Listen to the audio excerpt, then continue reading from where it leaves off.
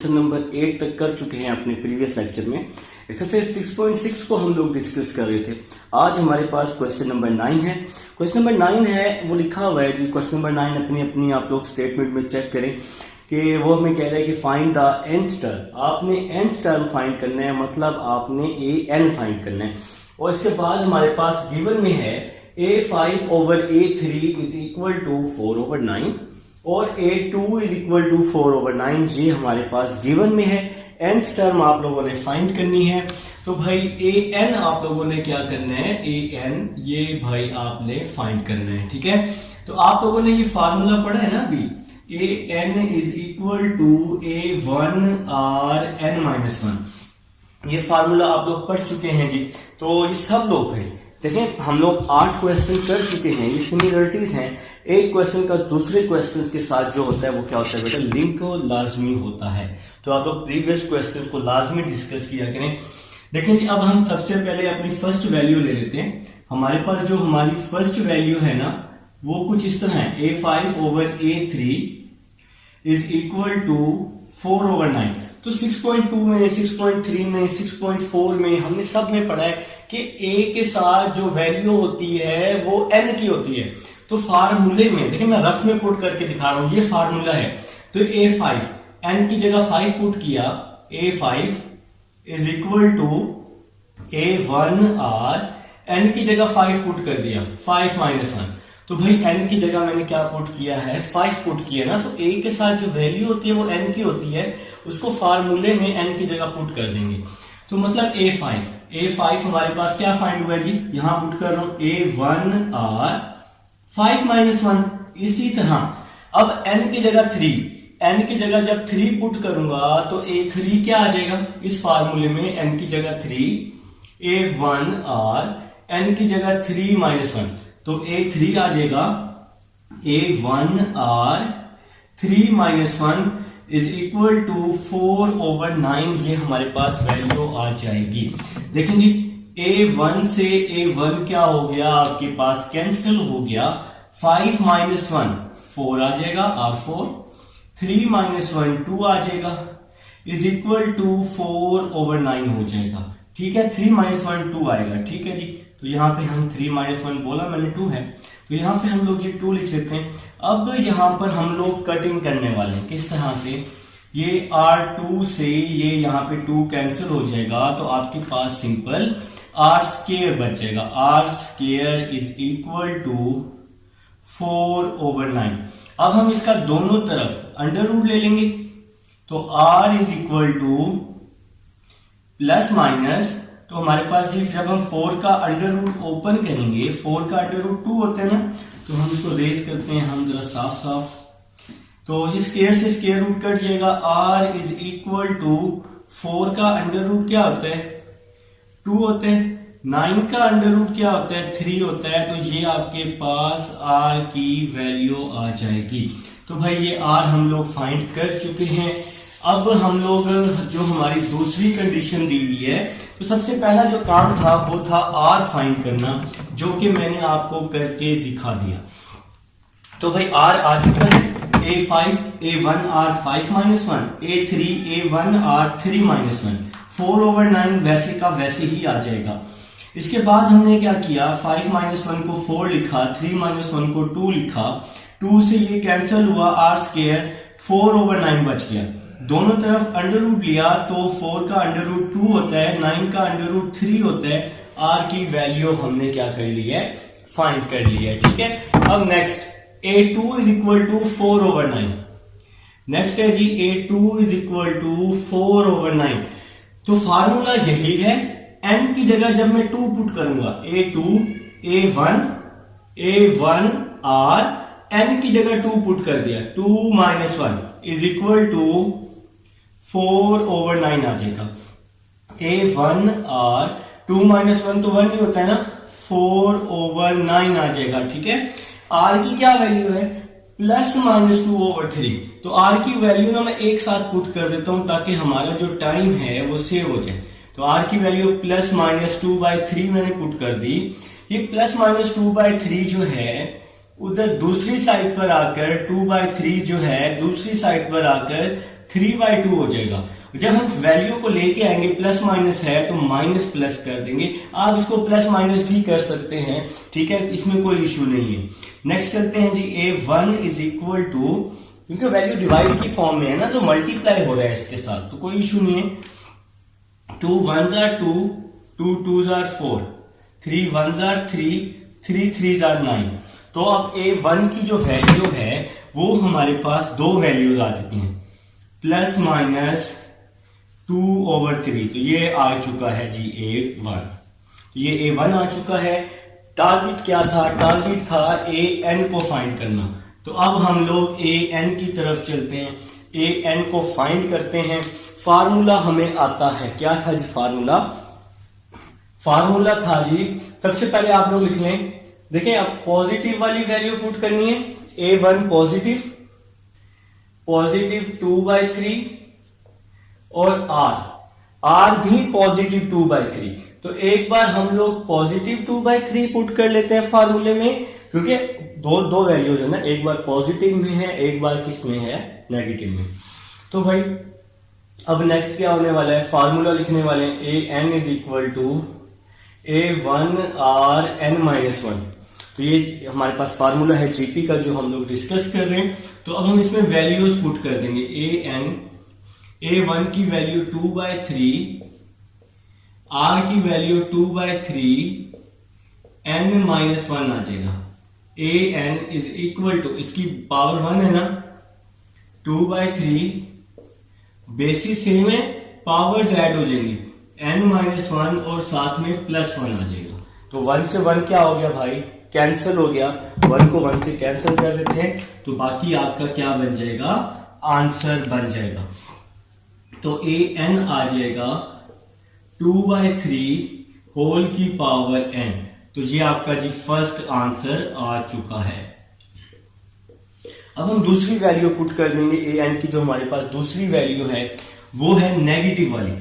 Put A1 is equal to -2/3, R is equal to -2/3। देखिए ना, यहां पर दो वैल्यूज आई थी, R की भी पॉजिटिव नेगेटिव में और A1 की भी पॉजिटिव नेगेटिव में। तो एक दफा हमने पॉजिटिव वाली वैल्यूज पुट की हैं, यहां पर हमने पॉजिटिव वाली वैल्यूज पुट की हैं, और नीचे हम लोग नेगेटिव वाली वैल्यूज को पुट कर देंगे। अब आप लोग इसका फार्मूला लिख लेंगे।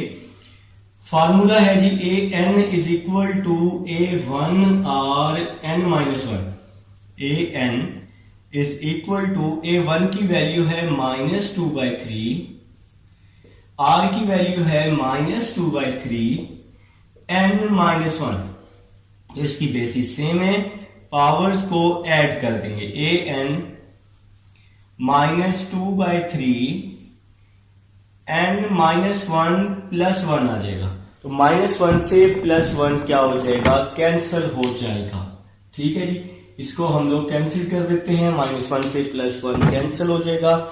तो देखें जी, -1 से +1 क्या हो गया? कैंसिल हो गया। तो हमारे पास जो वैल्यू बच गई है, AN is equal to -2/3 power N। ये तो वैल्यू हमारे पास कट गई ना। अब इसको एक और तरीका भी है, यहां तक भी छोड़ दें, आपका आंसर है। अगर आगे एक और स्टेप करना चाहें तो इस माइनस को अलग कर लें, ठीक है, पावर N, और इस 2/3 को अलग कर लें, पावर N। तो भाई माइनस, ये जो पावर N है ना, ये पावर N माइनस के साथ भी है, ये पावर N दूसरी वैल्यू के साथ भी है। तो अब हम लोग क्या करने वाले हैं? अब आपको पता है जिसके साथ कुछ भी नहीं होता उसके साथ 1 होते हैं। तो अब आप बेशक यहाँ पे 1 लगा लें तो ज्यादा बेस्ट है। ये आपके पास दूसरा आंसर बन जाएगा, और इसके साथ ही ये क्वेश्चन जो है आपका कंप्लीट हुआ, क्वेश्चन नंबर 9। अब हम चलते हैं अपने नेक्स्ट क्वेश्चन नंबर 10 की तरफ। सब हमारे पास क्वेश्चन नंबर 10 है, वो कह रहे find 3 consecutive numbers in GP. आपने 3 नंबर्स फाइंड करने हैं और जिनका जो सम है वो आपके पास 26 है, और इन नंबर्स का जो प्रोडक्ट है वो आपके पास 216 है। ठीक है, तो लिखा हुआ लेट 3 नंबर्स इन जीपी। अब जो ये नंबर मैं लेट कर रहा हूं यही नंबर आपने लेने, इसके अलावा कोई और नंबर नहीं लेने। इसके मैंने रीजन इंट्रोडक्शन के लेक्चर में आपको बताई हुई है। तो ये आपने यही 3 नंबर्स लेने और कोई नंबर सपोज नहीं करने। तो हमने लेट कर लिए जी, ये 3 नंबर्स हमने लेट कर लिए हैं। इसकी कंडीशन दी हुई है, 2 कंडीशन है, एक सम है 26 और एक प्रोडक्ट है जो कि 216 है। तो पहले मैं प्रोडक्ट वाली कंडीशन कर लेता हूं, तो इससे जो क्वेश्चन है वो थोड़ा सा आसान हो जाएगा सॉल्व करने में। तो पहले मैं प्रोडक्ट ले लेता हूं। उसमें हमें कहा हुआ है प्रोडक्ट जो है वो इक्वल है किसके जी, 216 के। तो प्रोडक्ट की जगह मैंने प्रोडक्ट जो है वो 216 है। इन 3 नंबर्स का प्रोडक्ट लेने, a ओवर r, a और a r, इन 3 नंबर्स का प्रोडक्ट लेना है जो कि 216 के इक्वल है। ठीक है, अब देखेंगे आप लोग क्या देखने वाले हैं, r से जो r है वो क्या हो रहा है, कैंसिल हो रहा है ना। तो a और a ये क्या हो जाएगा, a क्यूब हो जाएगा इज इक्वल टू 216। तो आप लोग इसका दोनों तरफ क्यूब रूट ले लेंगे, तो आप लोगों को लेना आता है। तो a इज इक्वल टू 6 आ जाएगा। कैलकुलेटर पे सिंपल से आप लोग इसको सॉल्व कर लेंगे, बोथ साइड पे क्यूब रूट लेके। तो a का आंसर जो आ जाएगा वो 6 आ जाएगा। नेक्स्ट चलते हैं जी, वो कह रहा है कि एंड सम, फर्स्ट कंडीशन देखें, फर्स्ट सबसे पहले उसमें लिखा हुआ था सम। आपने इनका सम भी लेना है और प्रोडक्ट भी लेना है। पहले मैंने प्रोडक्ट ले लिया, अब मैं सम ले रहा हूं। तो सम जो है वो किसके इक्वल है, सम। अब मैं सम लेने लगा हूं, सम इक्वल है 26 के। तो अब हमने इन तीनों को सम में चेंज करना है। तो अब हम सम में चेंज कर लेते हैं। तो a over r plus a r is equal to, sum ले लिया जी। जो नंबर्स हैं इनका हमने सम ले लिया है। अब हम इसका एलसीएम ले लेते हैं। इसका जी r आपके पास बेटा एलसीएम आ जाएगा, तो ऊपर a बच जाएगा प्लस r को इसके साथ मल्टीप्लाई किया, a r आ जाएगा। फिर r को इसके साथ मल्टीप्लाई किया तो a r स्क्वायर आ जाएगा, इज इक्वल टू में आ जाएगा 26 आ जाएगा जी, इज इक्वल टू में। तो यहां पे हम एलसीएम ले चुके हैं। ठीक है, अब आप लोगों ने समझनी है, आप लोगों ने समझना है, r यहां डिवाइड हो रहा है, यहां आके क्या हो जाएगा, इसके साथ मल्टीप्लाई हो जाएगा। तो a प्लस ए आर ये वैसे ही आ गया, ए आर स्क्वायर भी वैसे ही बच जाएगा, इज इक्वल टू 26 आर आ जाएगा। आर यहां डिवाइड था ना, यहां आके मल्टीप्लाई मैंने इसको सिंपल कर दिया, कोई टेंशन वाली बात नहीं। नेक्स्ट चलते हैं, देखें जी नेक्स्ट। अब देखें a किसके इक्वल आया हुआ है, 6 के। तो a की वैल्यू मैंने 6 पुट कर दी, जहां जहां a था वहां मैंने 6 पुट कर दिया। 6r square is equal to 26r। a की वैल्यू 6 आई थी ना यहाँ पर, तो यहां मैंने पुट कर दी ताकि क्वेश्चन सॉल्व हो सके। ठीक है, तो कोई कंफ्यूजन नहीं। नेक्स्ट चलते हैं जी, 6r स्क्वायर प्लस 6r, फिर ये वाला प्लस 6, ये प्लस 26r है, यहां आके माइनस 26r हो जाएगा। 6r square plus 6r minus 26r, तो माइनस 20r आ जाएगा और साथ में प्लस 6 आ जाएगा। पूरी इक्वेशन में से 2 कॉमन ले लेते हैं अपनी आसानी के लिए। 2 जब हमने कॉमन लिया है तो 2 तो कॉमन ले रहे हैं, तो यहाँ 3 बच जाएगा। 2 3 are 6 ना, 2 10 are 20 और 2 3 are 6 होता है। ठीक है, अब इसके हम लोग फैक्टर बना लेते हैं। 3 3 are 9 होता है ना, तो इसके फैक्टर बन जाएंगे 3r स्क्वायर, 3 3 are 9 और 9 और 1 10 होते हैं। तो फैक्टर बनाने आपको आते हैं, तो जिसको फैक्टर नहीं बनाने आते वो बच्चा क्वाड्रेटिक फार्मूला लगा लेगा। तो 9 और 1 इसके फैक्टर बन जाएंगे। ये वाला 2 यहाँ पे मल्टीप्लाई है, यहां आके डिवाइड हो जाएगा। ठीक है, तो अंदर वाली वैल्यू के हमने क्या बनाए हैं, फैक्टर बनाए हैं। इन दोनों वैल्यूज में से 3r हम लोग क्या ले लेंगे, कॉमन ले लेंगे। 3r कॉमन, तो यहां बचेगा r माइनस 3। 3 3 are 9 होते हैं ना, यहां से भी 1 कॉमन ले लेंगे, r minus 3 is equal to 0 आ जाएगा। ये दोनों ब्रैकेट वाली वैल्यूज हैं, तो यहां आ जाएगा r माइनस 3 और ये बाहर वाली values 3r minus 1 is equal to में क्या आ जाएगा भाई, 0 आ जाएगा। ठीक है, तो नेक्स्ट देखें, इन दोनों को 0 के इक्वल कर लेते हैं। r-3 को भी 0 के इक्वल कर लिया और इस वैल्यू को भी 0 के इक्वल कर लिया। 3r-1 इज इक्वल टू 0 आ जाएगा। तो दोनों के जो दो हमारे फैक्टर्स थे, इन दोनों को हमने 0 के इक्वल कर लिया है। तो r इज इक्वल टू 3 आ जाएगा। r की वैल्यू हमारे पास आ चुकी है, तो -3 यहां आके +3 हो जाएगा ना। तो r की एक ये वैल्यू आ जाएगी, r इज इक्वल टू 3 आ जाएगा। एक r की ये वैल्यू आ गई और दूसरी वैल्यू जो है वो हम फाइंड करेंगे। -1 यहां आके +1 होगा। 3r is equal to +1, r is equal to 3 यहां के डिवाइड हो जाएगा। तो ये हमारे पास r की दो वैल्यूज आ चुकी हैं। तो अब ये जो हमारा जो मेन टारगेट था, हमारा मेन टारगेट ये 3 नंबर फाइंड करना है। ये वाले 3 नंबर हम लोगों ने क्या करने हैं, फाइंड करने हैं। तो सबसे पहले हम a6 पुट कर देते हैं और r3 पुट कर देते हैं। ठीक है, put a is equal to 6, r is equal to 3। देखिए ना, ये वाली 3 टर्म्स फाइंड करने के लिए इन तीनों टर्म्स में a और r है ना, तो सबसे पहले हमने a और r फाइंड किया। अब ये 3 टर्म्स हम लोग क्या कर लेंगे, फाइंड कर लेंगे। तो देखिए ये जो सीक्वेंस है, इसी सीक्वेंस में आप लोग लिख लें इसी तरह a over r, a r, यही टर्म्स लेट की हुई थी ना। तो a की जगह पहले हम 6 पुट कर लेते हैं, r की जगह 3, a की जगह 6, a की जगह 6, r की जगह 3। ठीक है जी। अब देखें यहां कटिंग हो रही है, 3 1s are 3, 3 2s are 6। तो यहां हमने इसकी कटिंग कर दी, तो यहां पे एक आंसर बन चुका है हमारे पास 2 6 6 3s are 18। तो ये एक आंसर हमारे पास बन चुका है। अब r की दूसरी वैल्यू की बारी है, जो कि है 1/3। a तो सेम रहेगा ना, a तो हमारे पास एक ही है। ठीक है, तो अब हमारे पास r की दूसरी वैल्यू है, put a is equal to 6, r is equal to 1/3। अब हमारे पास r की दूसरी वैल्यू है। सीक्वेंस हमारे पास यही है जो हम लोग सपोज कर चुके हैं। तो सीक्वेंस है a over r, a and a r।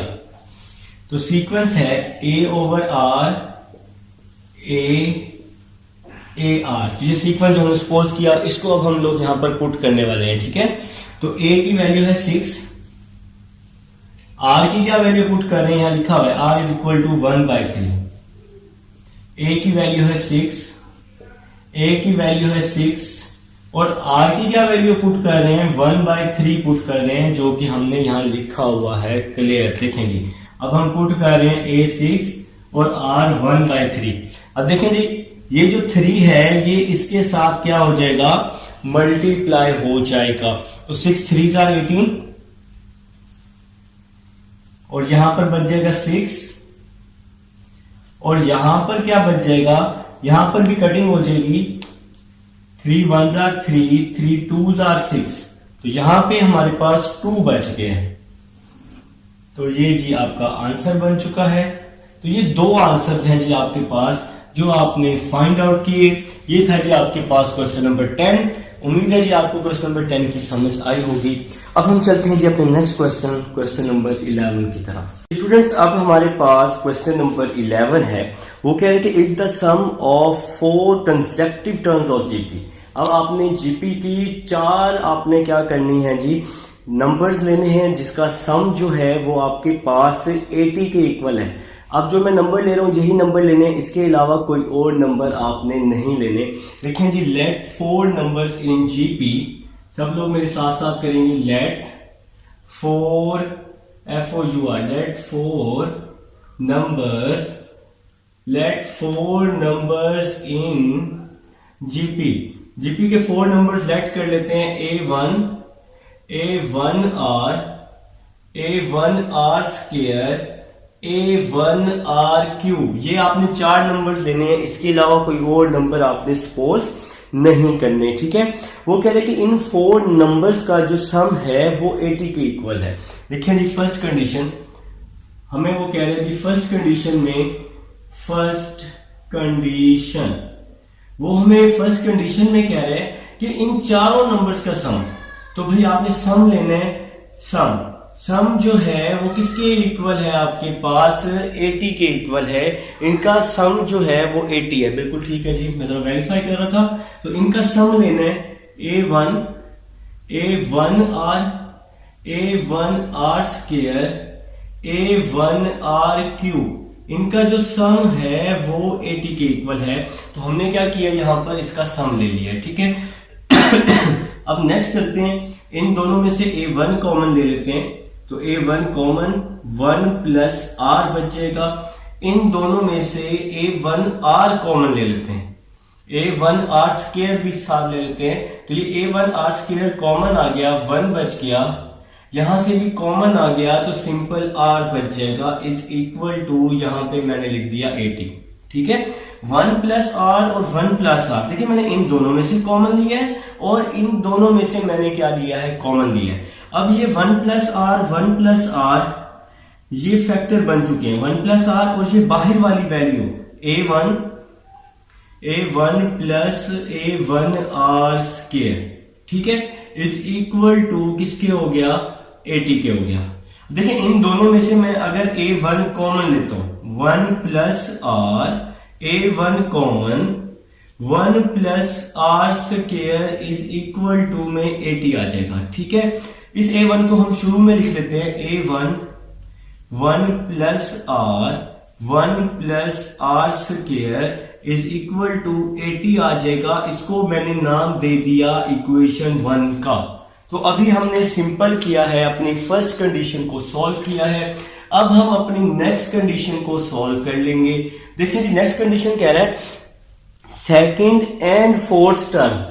ये सेकंड टर्म है जो हमने लेट की हुई है, ये सेकंड टर्म है आपके पास, ये सेकंड टर्म है ना, ये 1 और 2, और ये फोर्थ टर्म है। वो कह रहे हैं कि सेकंड और फोर्थ टर्म का अर्थमेटिक मीन लेना है, जो कि आपके पास इक्वल है किसके, 30 के, ठीक है। Arithmetic mean of second and fourth term.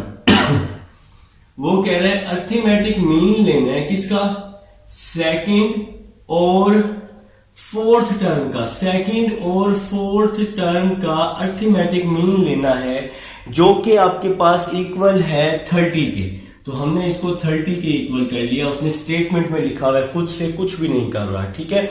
तो ये सेकंड टर्म है, ये फोर्थ टर्म है। सेकंड टर्म है A1R और फोर्थ टर्म है A1R क्यूब। सेकंड टर्म और फोर्थ टर्म अर्थमेटिक मीन को हम मतलब 2 पे डिवाइड करते हैं। तो अर्थमेटिक मीन है सेकंड और फोर्थ टर्म का किसके इक्वल है जी, 30 के इक्वल है। ये 2 यहाँ डिवाइड हो रहा है, यहाँ के मल्टीप्लाई हो जाएगा। इन दोनों में से A1R मैंने कॉमन लिया, तो यहां बच गया 1 plus R square is equal to में आ जाएगा 230 क्या होता है, 60 होता है, ठीक है। 1 प्लस R स्क्वायर, A1R यहां मल्टीप्लाई हो रहा है, तो A1 जो R है यहां आके क्या हो जाएगा, दूसरी साइड पर डिवाइड हो जाएगा। इसको मैंने नाम दे दिया इक्वेशन 2 का, ठीक है। अब मैं इक्वेशन 1 में ये वाली वैल्यूज रिप्लेस करूंगा, तो यहां लिखूंगा मैं फ्रॉम इक्वेशन 1। तो इक्वेशन 1 ले रहा हूं। इक्वेशन 1 है A1, ये इक्वेशन 1 जो बनाई है A1 1 प्लस R।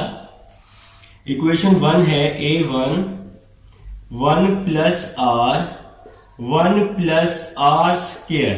ये इक्वेशन 1 है, किसके इक्वल है जी इक्वेशन 1, 80 के। तो इसकी जगह मैंने लिख दिया 80 लिख दिया, ठीक है, कोई इशू नहीं।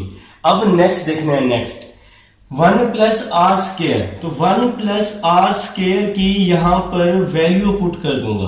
तो 1 प्लस R स्क्वायर की क्या वैल्यू है, 60 ओवर A1R।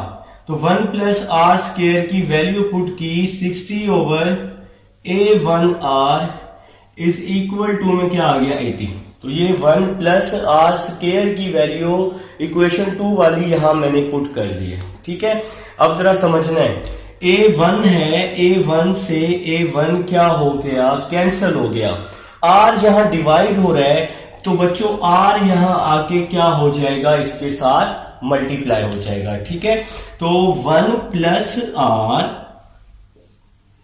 यहाँ 60 बच जाएगा इसके साथ, इज इक्वल टू आर यहाँ के मल्टीप्लाई हो गया तो 80 आर आ जाएगा। ठीक है, 60 को मल्टीप्लाई किया, 60 को 1 के साथ, 60 को आर के साथ, ठीक हो गया। साथ में क्या आ जाएगा, 80 आर आ जाएगा। ये 60 आर यहाँ पे प्लस हो रहा है तो दूसरी साइड पे जाके क्या होगा, माइनस होगा। तो 60 यहां वैसे ही आ जाएगा, 80 आर आ जाएगा। ये प्लस 60 आर है, यहां आके माइनस 60 आर हो जाएगा। तो ये प्लस को हम दूसरी साइड पे ले गए तो दूसरी साइड पे जाके माइनस हो गया है। अब जरा देखिएगा, 60 वैसे ही आ जाएगा, 80 माइनस 60 क्या हो जाएगा, 20 हो जाएगा। ठीक है, तो 60 वैसे ही मैंने लिख दिया, 60 इज इक्वल टू 20 आर हो गया। तो 80 को माइनस 60 से किया तो 20 आर आ गया। साथ साथ नोट करिएगा, लाजमी साथ साथ नोट करिएगा। ठीक है, 20 यहां मल्टीप्लाई हो रहा है, यहां आके क्या हो जाएगा, 20 डिवाइड हो जाएगा, इज इक्वल टू आर। तो आर इज इक्वल टू क्या आ जाएगा, 3 आ जाएगा। तो 60 को जब हम 20 पर डिवाइड करेंगे ना, 21 आर 20, 23 आर 60, तो आर की क्या वैल्यू आ गई, 3 आ गई। आर की वैल्यू 3 इक्वेशन 2 में पुट कर दूंगा तो A1 आ जाएगा। तो हमें A1 और R चाहिए था ये 4 टर्म फाइंड करने के लिए। असल में जो हमारा मेन टारगेट था ना, ये 4 टर्म फाइंड करना है। तो इन 4 टर्म में A1 और R आ रहा है, तो R तो निकाल लिया है, अब हमें चाहिए A1। ठीक है, तो इक्वेशन 2 में put R is equal to 3 in equation 2। तो इक्वेशन 2 में R की जगह 3 पुट कर रहा हूं, तो देखें जी 1 प्लस R की जगह 3 आ जाएगा, 1 प्लस R की जगह 3 आ जाएगा। देखिए ना, ये R स्क्वायर है तो R इज इक्वल टू 3 है, R की जगह 3 आ गया। 60 ओवर A1 R की जगह 3 आ जाएगा। तो A1 R है ना, तो R की वैल्यू पुट कर दी 3। 3 का स्क्वायर क्या होता है, 9 होता है 3 का स्क्वायर। और यहां पे देखें जी, 3 1 जार 3, 3 20 जार 60, 20 ओवर A1 आ जाएगा। ठीक है, 1 प्लस 9 10 होता है। A1 यहां डिवाइड है, यहां के मल्टीप्लाई हो जाएगा। ठीक हो गया, ये 10 मल्टीप्लाई हो रहा है तो 10 यहां आके डिवाइड हो जाएगा। और 10 2 जार क्या होता है जी, 10 2 जार 20 होता है। तो ये A1 की वैल्यू भी बहादुर हमने निकाल ली है। तो A1 की भी हमें जरूरत थी ताकि हमारे पास वो 4 टर्म्स आ सके। देखें ना, यहां कटिंग की है, 10 1 जार 10, 10 2 जार 20। अब ये 4 टर्म है हमारे पास जो हमने लेट की हुई है, ये टर्म मैं यहां लिखने लगा हूं ताकि ये टर्म हमारे पास फाइंड हो सके। तो नो, तो ये 4 टर्म कौन कौन सी थी, A1 R square, A1 R cube, ये 4 टर्म्स थी जो हमने फाइंड करनी थी। तो A1 क्या आया है, A1 आया है 2, तो A1 की जगह मैंने 2 पुट कर दिया।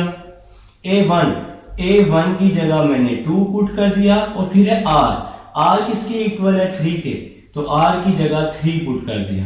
ठीक है, A1 की जगह मैंने 2 पुट कर दिया, R की जगह 3 पुट कर दिया। इस पूरी वैल्यू में A1 की जगह 2 पुट कर दिया, R की जगह मैंने 3 पुट कर दिया। तो जहां जहां A1 R था वो वैल्यूज मैंने पुट कर दी। तो 2 आ जाएगा साथ, 2 3 जार 6 होते हैं, 3 का स्क्वायर 9 होता है, 9 2 जार क्या हो जाएगा, 18 हो जाएगा, 9 2 जार 18। 3 की पावर 3 27 होती है, 3 की पावर 3 27, और 27 को 2 से मल्टीप्लाई करूंगा तो 54 आ जाएगा। तो ये भाई आपके पास रिक्वायर्ड रिजल्ट है जो आपने 4 वैल्यूज फाइंड करनी थी। A1 और R जो था वो हमारा मेन टारगेट था, A1 और R को फाइंड करना। ये था जी आपके पास क्वेश्चन नंबर 11 था। उम्मीद है जी आप लोगों को क्वेश्चन नंबर 11 की समझ आई है। आप लोगों को सारे पार्ट्स इंशाल्लाह करवाए जाएंगे। ठीक है, अब हम चलते हैं अपने नेक्स्ट क्वेश्चन नंबर 12 की तरफ। जी स्टूडेंट्स, अब हमारे पास क्वेश्चन नंबर 12 है।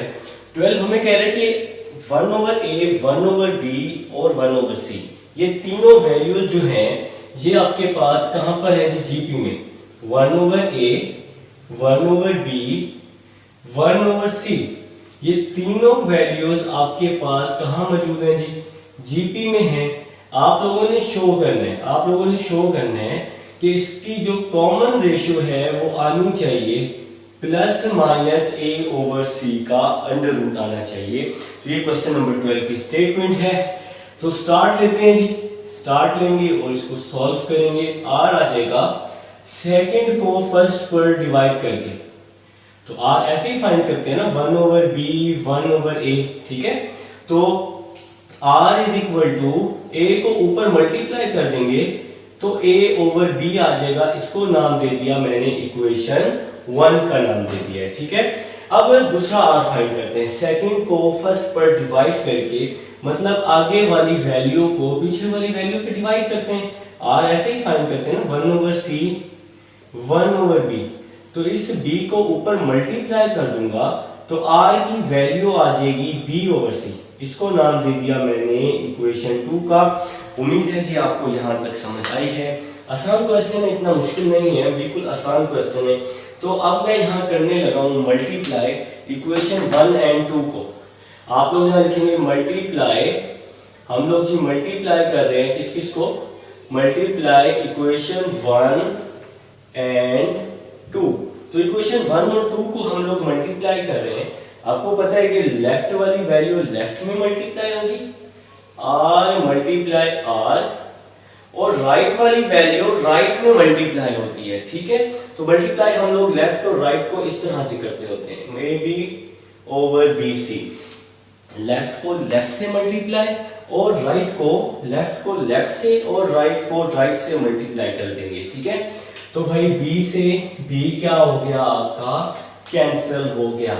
r मल्टीप्लाई r क्या हो जाएगा, r स्क्वायर, यहाँ क्या आ जाएगा a/c, दोनों तरफ मैं अंडर रूट ले लूंगा, स्क्वायर से अंडर रूट कट जाएगा, r is equal to ±a/c। तो ये तो प्रूव हो गया, कॉमन रेशियो प्रूफ हो गई कि इसकी कॉमन रेशियो जो है वो आपके पास आती है ±a/c का अंडर रूट।